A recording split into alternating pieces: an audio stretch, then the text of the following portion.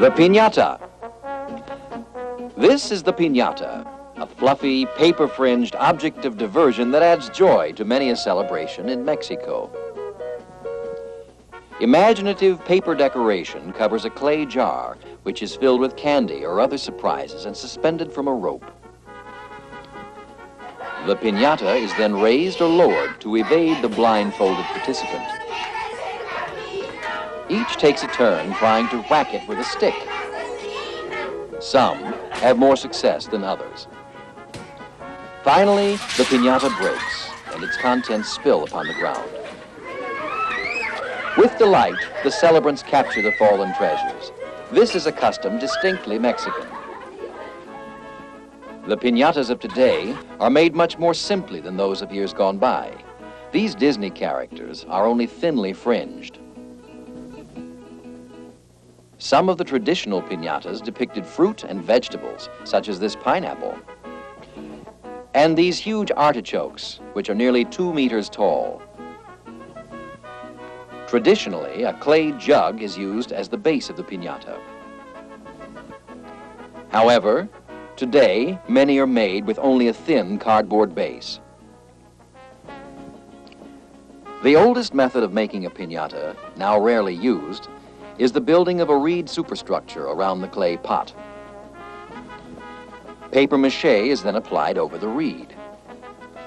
Then paper fringe is laboriously cut and applied. After many hours, the piñata becomes the Aztec eagle. Perched upon a cactus with a serpent clutched between his claw and his beak, he is Mexico's symbol of liberty.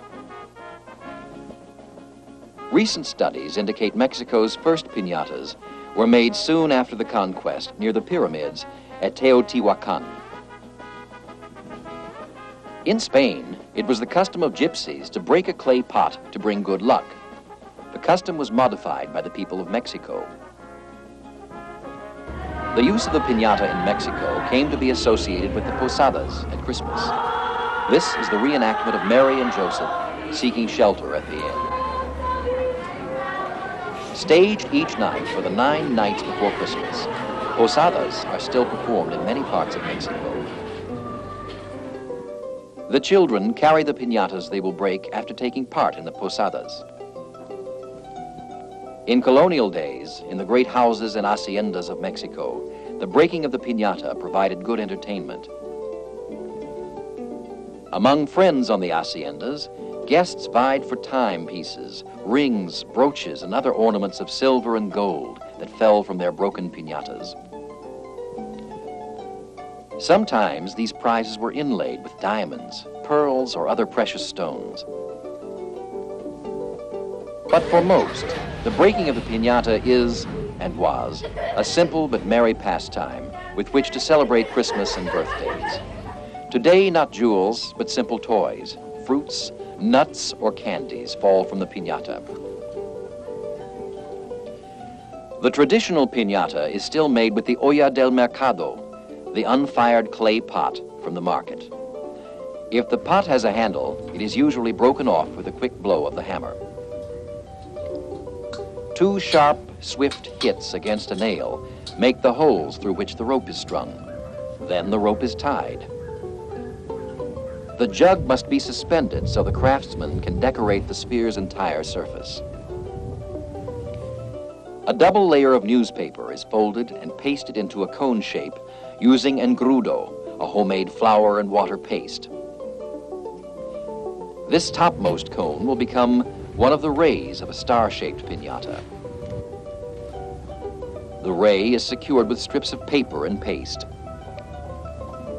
The other rays are placed and secured in the same way. The string holds the rays in place until the paste is dry and assures that the rays are an equal distance from one another. The exposed areas of the pot are covered with paper mache. This is nothing more than flour and water paste applied to both sides of the paper strips, 2 layers at a time. After drying, the piñata is ready for its paper fringe. To make the fringe, several layers of papel de china, or tissue paper, are folded, then cut into strips. These strips, still comprising several layers, are folded again.